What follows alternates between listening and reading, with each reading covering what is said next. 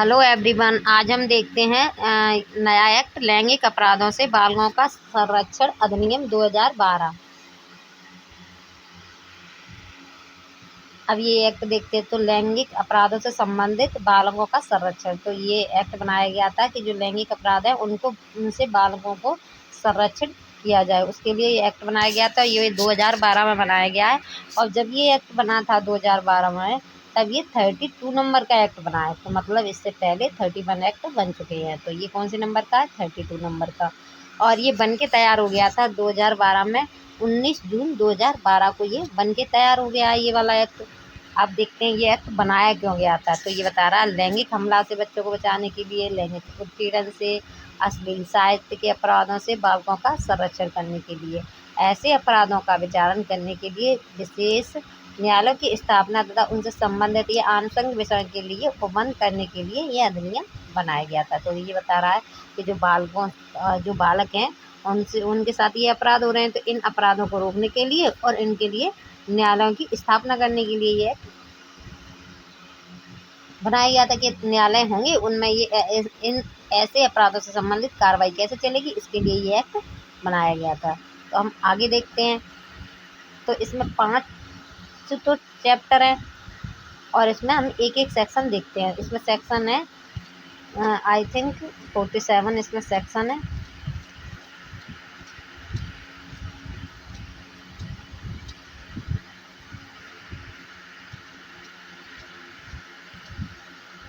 अ, 46 section है।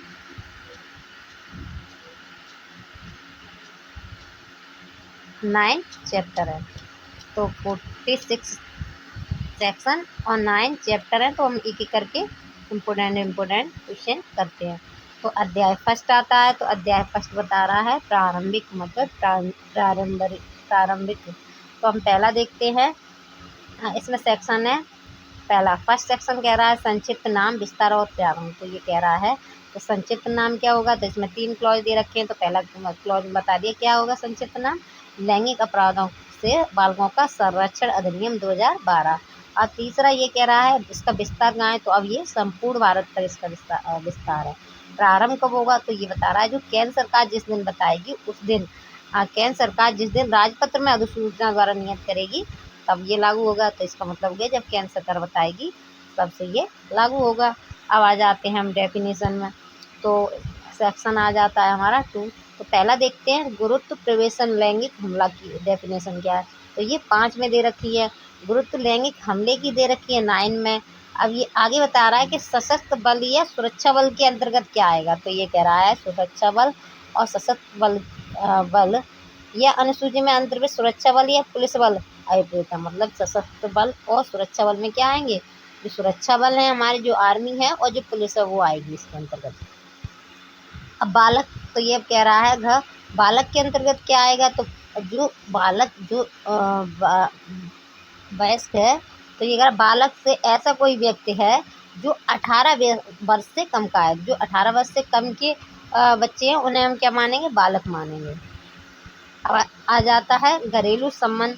घरेलू संबंध का मतलब क्या है। तो ये कह रहा है घरेलू संबंध का वह अर्थ होगा जो घरेलू हिंसा से महिला संरक्षण अधिनियम 2005 में बताया गया। 2005 की जो सेक्शन है 2 उसके 4 में बताया गया, उसे माना जाएगा हम घरेलू संबंध। तो ये बता रहा है घरेलू संबंध क्या माना जाए, कहाँ से डेफिनेशन ली गई। तो ये ले गई है जो घरेलू अहिंसा अधिनियम है उसके सेक्शन 2 के खंड 4 से ली गई है। आगे अब कह रहा है प्रवेश लैंगिक हमला क्या है। तो वो सेक्शन 3 में बताया गया है। विहित के अंतर्गत क्या आएगा, इस एक्ट के अंदर जो नियम दिए गए वो आते हैं। अब धार्मिक संस्थान पूछ रहा है, धार्मिक संस्थान क्या है।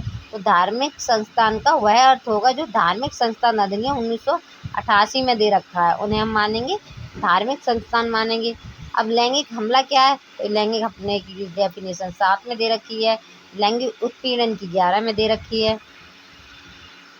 साझी गृहस्थी किसे मानेंगे। तो ये साझी गृहस्थी का मतलब है ऐसी गृहस्थी अभिप्रेत है जहाँ अपराध से आरोपित व्यक्ति बालक के साथ घरेलू नातेदार में रहते हैं या किसी समय पर रह चुका है। तो ये मानेंगे घरेलू साझा गृहस्थी का मतलब जहाँ पर लोग भी रहते हैं, कुछ रिश्तेदार भी रहते हैं और वो व्यक्ति भी रहते हैं। तो उन्हें हम क्या मानेंगे, कुछ व्यक्ति रहते हैं, बच्चे भी रहते हैं, तो उन्हें क्या माना जाएगा, साझीग्रस्ती। तो साझीग्रस्ती में क्या आएगा, तो कह रहा है जहाँ अपराध से आरोपित व्यक्ति बालक के साथ घरेलू नातेदार में रहता है या किसी अन्य समय पर रह चुका है, तो हम मानेंगे उसे साझीग्रस्ती। मतलब सब लोग इकट्ठे रहते हैं, उसे मानेंगे साझीग्रस्ती। अब आ जाते विशेष न्यायालय क्या है, तो ये कह रहा है धारा 28 के अंतर्गत जो न्यायालय स्थापित किए जाएंगे उन्हें हम विशेष न्यायालय कहेंगे। फिर आगे तो कह रहा है विशेष लोक अभियोजक क्या है, तो ये कह रहा है जो विशेष लोक अभियोजक उन्हें माना जाएगा जो सेक्शन 32 के अंतर्गत जो नियुक्त किए जा रहे हैं उन्हें हम मानेंगे विशेष लोक सेवक। तो इसमें बता दिए विशेष न्यायालय क्या है, जो सेक्शन 28 इसी एक्ट के सेक्शन 28 के अंतर्गत जो न्यायालय स्थापित किए जाएंगे उन्हें हम विशेष न्यायालय मानेंगे। आगे बता रखा है ड में कि विशेष लोक अभियोजक कौन माने जाएंगे, तो इसी एक्ट के अंतर्गत जो सेक्शन 32 है उसके अंतर्गत जो लोक अभियोजक नियुक्त किए जाएंगे उन्हें हम विशेष लोक अभियोजक मान लेंगे। अब आ जाता है इसका क्लॉज सेकंड। तो क्लॉज सेकंड बता रहा है उन शब्दों और पदों के जो इसमें प्रयुक्त है और परिभाषित नहीं है किंतु भारतीय दंड संहिता के 1973 भारतीय दंड संहिता के अंतर्गत या किशोर न्यायालय अधिनियम 2000 या फिर सूचना प्रौद्योगिकी अधिनियम है उसमें जो डेफिनेशन दे रखी है, तो इनमें से किसी में डेफिनेशन दे रखी, तो इनकी डेफिनेशन इस एक्ट के लिए मान्य हो जाएगी, ये बता रहा है। अब आ जाते हैं चैप्टर सेकंड। चैप्टर सेकंड बता रहा है बालकों के विरुद्ध अपराध के बारे में कि बालक के विरुद्ध अपराध कैसे और कौन कौन से क्या दंड है उसके बारे में बता रहा है चैप्टर सेकंड। तो इसमें पहला देखते हैं प्रवेश लैंगिक हमला। तो ये बता रहा है सेक्शन थर्ड। तो सेक्शन थर्ड कह रहा है कि कोई व्यक्ति प्रवेश लैंगिक हमला करता है, तो हम कब मानेंगे प्रवेश लैंगिक हमला करता है, जो सेक्शन थर्ड में ये क्लॉज दे रखी है, फर्स्ट सेकंड थर्ड फोर्थ, जो ये ABCD करके जो क्लॉज दे रखे हैं, अगर इन क्लॉजों के अंतर्गत कोई कार्य करता है तो हम मानेंगे कि उस बालक के साथ क्या हुआ, प्रवेश लैंगिक हमला हुआ है।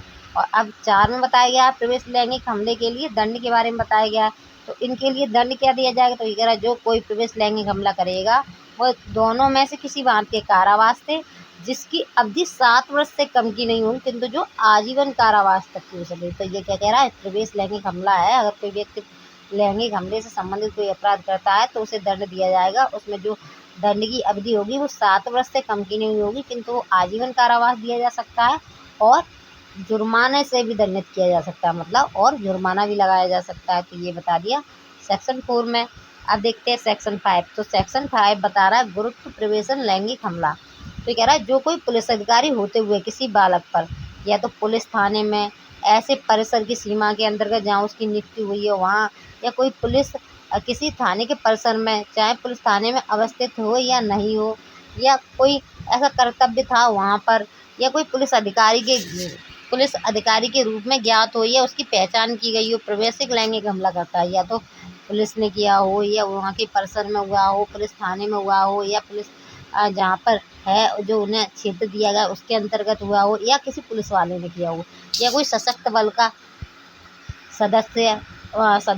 सशस्त्र बल का कोई आर्मी का या सुरक्षा बल का कोई सदस्य, अगर वो उसकी सीमा के अंतर्गत कोई अपराध हुआ है या उसके उनमें से किसी के द्वारा हुआ है, या फिर कोई लोक सेवक है उसने किया है, या उसका जो एरिया था उसके अंतर्गत किया गया है, या कोई परिसर गृह था, संरक्षण गृह, प्रेक्षण गृह, ये जगह थी जो सरकारी, मतलब हम माने तो ये पब्लिक जो ऐसी जगह हैं जो सरकारी जगह हैं जिस पे जो लोगों के लिए संरक्षित की गई, अगर वहाँ पे कोई हुआ है, जैसे अस्पताल हैं सरकारी, ये प्राइवेट अस्पताल हैं, ठीक है, या फिर थाने हैं, कुछ शैक्षणिक संस्थान है, ये धार्मिक संस्थान है, अगर वहाँ पे कोई अगर ऐसा कार्य करता है तो हम मानेंगे कि क्या किया गया, कौन सा अपराध किया गया है, तो ये गुरुत्व प्रवेशिक लैंगिक अपराध किया गया है। अब गुरुत्व प्रवेश लैंगिक अपराध के लिए दंड दिया गया है 6 में।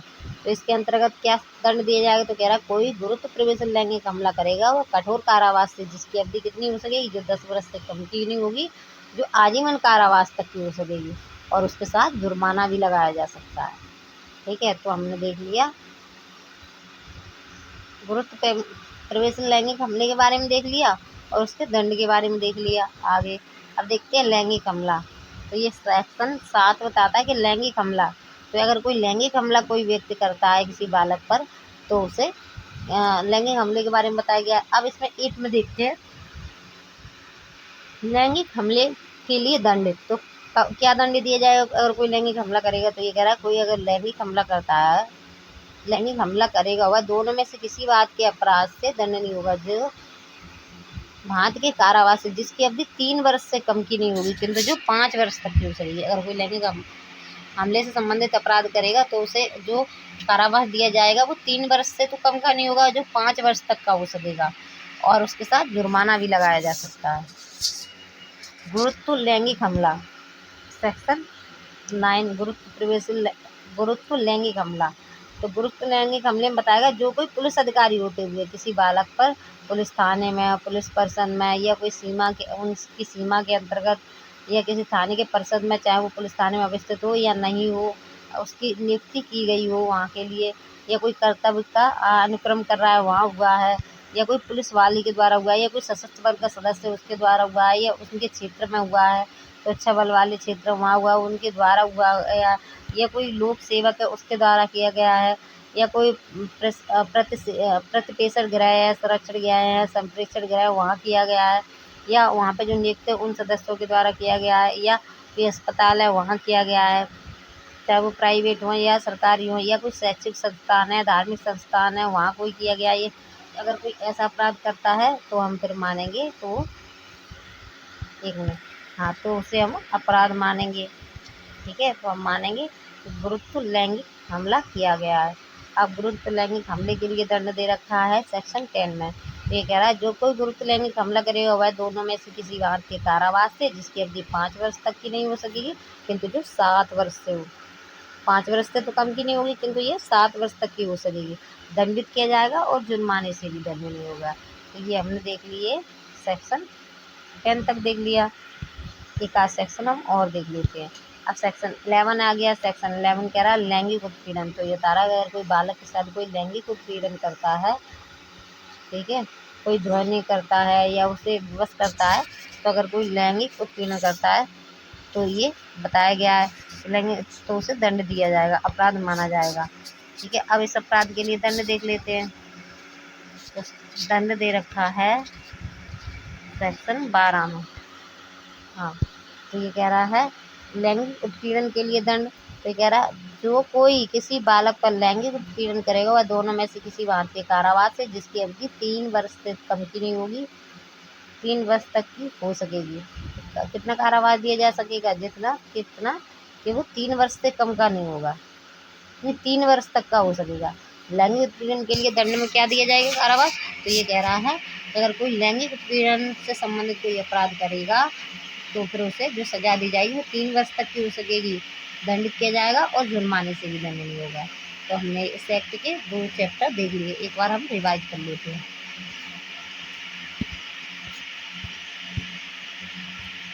तो ये हम लैंगिक अपराधों से बालकों का संरक्षण अधिनियम 2012 कर रहे हैं, और ये 2012 में ये एक्ट बना था, तब ये 32 नंबर का एक्ट था, मतलब इससे पहले 31 एक्ट बन चुके थे 2012 में।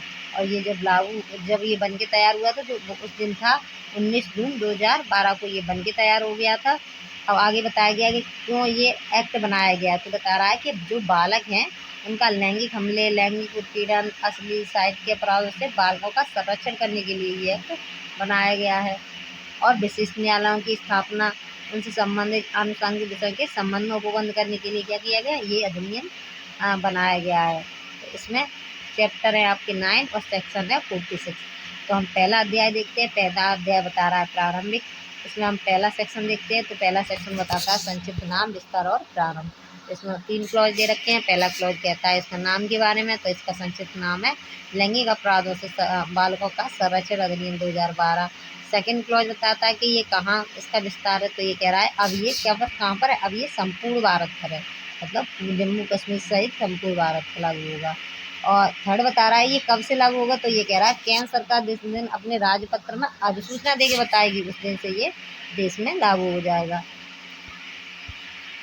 फिर आ जाते हैं हम सेक्शन 2 पर। तो सेक्शन 2 में इसमें डेफिनेशन दे रखी, तो हम एक एक करके डेफिनेशन देखते हैं। तो गुरुत्व पे प्रवेशन लैंगिक हमले की डेफिनेशन दे रखी है सेक्शन 5 में। गुरुत्व लैंगिक हमला दे रखा है 9 में। अब इसमें दिया गया सशक्त बल और सुरक्षा बल क्या के अंतर्गत क्या आएंगे, तो ये कह रहा है कोई सुरक्षा बल या पुलिस बल जो सशस्त्र बल और सुरक्षा बल के अंतर्गत आएंगे वो, तो ये कह रहा सशस्त्र बल या अनुसूची में था मैंने सुरक्षा बल या पुलिस बल भी आएंगे। तो सशस्त्र बल या सुरक्षा बल के अंतर्गत क्या माने जाएंगे, जो पुलिस है वो भी मानी जाएगी और जो आर्मी है हमारी पुलिस है वो मानी जाएगी। अब आगे आ जाते हैं बालक। बालक के अंतर्गत कौन आएगा, वह व्यक्ति जो 18 वर्ष से कम आयु का है उसे हम बालक मानेंगे। घरेलू संबंध क्या है, तो ये कह रहा है घरेलू संबंध के अंतर्गत आता है कि जो घरेलू हिंसा अधिनियम है उसके अंतर्गत जो डेफिनेशन दे रखी है और सेक्शन 2 के 4 में दे रखी है उसके अंतर्गत जो जो डेफिनेशन दे रखी है वही डेफिनेशन यहाँ मान्य है घरेलू संबंध की। अब आगे चा में बता रहा प्रवेश लैंगिक हमला, इसकी सेक्शन 3 में दे रखी है डेफिनेशन। अब ये कह रहा विहित क्या मतलब क्या है, तो प्रेस्क्राइब का मतलब है जो इस एक्ट के अंतर्गत जो नियम दे रखे हैं वो विहित विपरीत है। धार्मिक संस्थान के अंतर्गत क्या माना जाएगा, कौन धार्मिक संस्थान है, तो ये कह रहा धार्मिक संस्थान वो माना जाएगा जो धार्मिक संस्थान अधिनियम 1988 के अंतर्गत बताया गया उसे हम माना जाएगा धार्मिक संस्थान। लैंगिक हमला, तो इसकी डेफिनेशन 7 में दे रखी है। लैंगिक उत्पीड़न तो उसकी डेफिनेशन 11 में दे रखी है। साझी गृहस्थी के अंतर्गत कौन माना जाएगा, तो ये कह रहा है साझी गृहस्थी के अंतर्गत माना जाएगा जो साथ साथ रहते हैं। तो कह रहा है जहाँ अपराध से आरोपित व्यक्ति बालक के साथ घरेलू नातेदार में रहता है या किसी समय पर रह चुका है तो हम उसे मानेंगे साझी गृहस्थी, मतलब सब साथ साथ रहते हैं। अब विशेष न्यायालय, तो विशेष न्यायालय ये कह रहा है इस एक्ट के सेक्शन जो 28 में बताया गया है उसे हम विशेष न्यायालय मानेंगे। आगे बताया गया विशेष लोक अभियोजक क्या है, तो कह रहा है इस एक्ट के सेक्शन 32 में जो लोक सेवक नियुक्त किया गया है हम उसे विशेष लोक अभियोजक मानेंगे।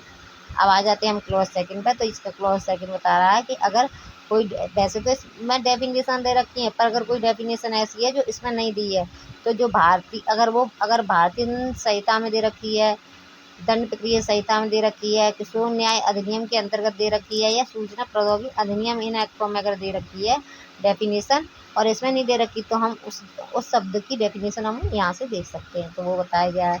अब आ जाते हैं हम चैप्टर 2 में। तो चैप्टर 2 बताता है बालकों के विरुद्ध लैंगिक अपराध, तो बालक के विरुद्ध लैंगिक अपराध कैसे होते हैं और इनकी क्या दंड है, तो ये दे रखा है चैप्टर 2 में। तो हम पहला सेक्शन देखते हैं। सेक्शन 3 बता रहा है प्रवेशिक लैंगिक हमले के बारे में। अगर कोई व्यक्ति है प्रवेशिक लैंगिक हमला करता है तो इसमें बता दिए कंडीशन प्रवेशिक लैंगिक हमले की कि अगर कोई ऐसा कृत्य करता है तो हम क्या मानेंगे प्रवेशिक लैंगिक हमला किया है उसने। और प्रवेशिक लैंगिक हमले के लिए दंड दे रखा है सेक्शन 4 में। तो सेक्शन 4 कहता है अगर कोई प्रवेश लैंगिक हमले का अपराध करेगा तो उसे जो सजा दी जाएगी वो 7 वर्ष से तो कम की नहीं होगी किंतु जो आजीवन कारावास तक की हो सकेगी। 7 वर्ष से तो कम की नहीं होगी किंतु आजीवन कारावास तक की हो सकेगी और उसे जुर्माना भी लगाया जाएगा। आगे देखते हैं सेक्शन 5। सेक्शन 5 कह रहा है गुरुत्व प्रवेशिक लैंगिक हमला, तो कह रहा है अगर कोई पुलिस वाला है या तो जो कोई पुलिस अधिकारी होते हुए किसी बालक पर पुलिस थाने में पुलिस परिसर में थाने में या पुलिस थाने में जहाँ कर उसकी मृत्यु हुई है या किसी थाने के परिसरों में या उस पुलिस थाने के अवस्थित है वहाँ अगर पुलिस उपस्थित हो या ना हो उससे कोई फर्क नहीं पड़ता है। अगर वहाँ कोई कृत्य हुआ है या कोई ऐसा है जहाँ वो कर्तव्य का पालन कर रहे हैं वहाँ कोई कृत्य हुआ है या किसी पुलिस वाले ने किया गया है, ठीक है, या फिर कोई सशस्त्र बल सुरक्षा बल या सशस्त्र बल के सदस्य उन्होंने किया है, ठीक है, या फिर उनकी जो क्षेत्र है उसमें ऐसा कोई हुआ है या कोई लोक सेवक है वह उसने कोई ऐसा कृत्य किया है या कोई प्रतिपेषण गृह है, संरक्षण गृह है, संप्रेक्षण गृह हैं, इनके अंतर्गत कोई कृत्य किया गया है या कोई अस्पताल है वहाँ किया गया है, ये कोई धार्मिक संस्थान है या शैक्षिक संस्थान है वहाँ किया गया है। अगर ऐसे कृत्य अगर इन जगहों पर करे जाते हैं तो हम उसे मानेंगे कि कौन सा अपराध हुआ है, तो हम इसमें मानेंगे कि गुरुत्व प्रवेशिक लैंगिक हमला हुआ है। अब गुरुत्व प्रवेशिक लैंगिक हमले के लिए अपराध किया है तो उसके लिए दंड दिया जाएगा। तो कितना दंड होगा, तो कह रहा है अगर कोई इससे संबंधित कोई अपराध करेगा तो जिसकी अवधि 10 वर्ष से तो कम की नहीं होगी किंतु जो आजीवन कारावास तक की हो सकेगी प्लस जुर्माना भी लगाया जाएगा। ये बताता है हमारा सेक्शन 6। अब सेक्शन 7 देखते हैं। सेक्शन 7 बता रहा है लैंगिक हमले के बारे में। तो कह रहा है कोई व्यक्ति है वो बालक के ऊपर कोई लैंगिक हमला करता है हमला करता है, अगर वो ऐसा कृत्य करता है इसमें दिया गया है, तो हमें ये माना जाए कि वो लैंगिक हमला कर रहा है। अब लैंगिक हमले के लिए दंड क्या है? लैंगिक हमले के लिए दंड है, जो कोई लैंगिक अपराध करेगा वह दोनों में से किसी बात के कारावास से, जिसकी अवधि 3 वर्ष से तो कम की नहीं होगी, किंतु जो 5 वर्ष तक की हो सकेगी। मतलब 3 वर्ष से ज़्यादा की और 5 वर्ष तक की हो सकेगी। दंडित किया जाएगा, जुर्माने से भी दंड नहीं होगा, मतलब 3 वर्ष की तो होनी ही होगी और 5 साल तक की हो सकेगी। अब आ जाते हैं हम सेक्शन 9। सेक्शन 9 बताता है गुरुत्व लैंगिक हमले के बारे में। तो कह रहा है अगर कोई गुरुत्व लैंगिक ऐसा कृत्य करेगा, इसमें बताया गया है कंडीशन, उसके अनुसार अगर कोई कार्य करेगा, पुलिसवाला या पुलिस थाने में ये पुलिस के द्वारा या सशस्त्र बल के द्वारा अगर कोई ऐसा कृत्य किया जाता है, तो हम उसे क्या मानेंगे? तो उसने गुरुत्व लैंगिक हमले का अपराध किया है। अब गुरुत्व लैंगिक हमले के किया है तो उसे दंड दिया जाएगा। तो 10 में बताया गया है सेक्शन 10 में कि कैसा दंड दिया जाएगा अगर गुरुत्व लैंगिक हमले का अपराध कोई करता है। तो ये कह रहा है अगर कोई व्यक्ति ऐसा कृत्य करेगा तो अगर कोई व्यक्ति ऐसा कार्य करेगा तो उसकी अवधि जो कारावास की अवधि है वो 5 वर्ष से तो कम की नहीं होगी, किंतु जो 7 वर्ष तक की हो सकेगी। वो तो कारावास दिया जाएगा प्लस जुर्माना भी लगा दिया जाएगा। अब आ जाते हैं सेक्शन 11। सेक्शन 11 कह रहा है लैंगिक उत्पीड़न के बारे में। तो कह रहा है अगर कोई बालक के साथ कोई लैंगिक उत्पीड़न करता है इन तरीकों से, जो तरीके बताए गए उनके द्वारा, तो उसे हम क्या मानेंगे कि उसने लैंगिक हमला किया है, लैंगिक उत्पीड़न उसने किया है। 11 में अब आ जाते 12। तो 12 में बताया गया है कि जो लैंगिक उत्पीड़न अपराध कर दिया उससे संबंधित दंड का दिया गया है 12 में। तो ये कह रहा है जो कोई किसी बालक पर लैंगिक उत्पीड़न करेगा वह दोनों में से किसी बात के कारावास जिसकी अवधि 3 वर्ष तक की हो सकेगी, दंडित किया जाएगा और जुर्माने से भी दंड नहीं होगा। तो मतलब ये कह रहा है लैंगिक उत्पीड़न से संबंधित जो अपराध करेगा तो जो उसे सजा दी जाएगी वो 3 वर्ष तक की हो सकेगी और जुर्माना भी लगाया जाएगा। तो हमने देख लिया चैप्टर 2 तक देख लिया है इस एक्ट का। आगे की हम सेक्शन आगे की वीडियो में करेंगे। Thank you.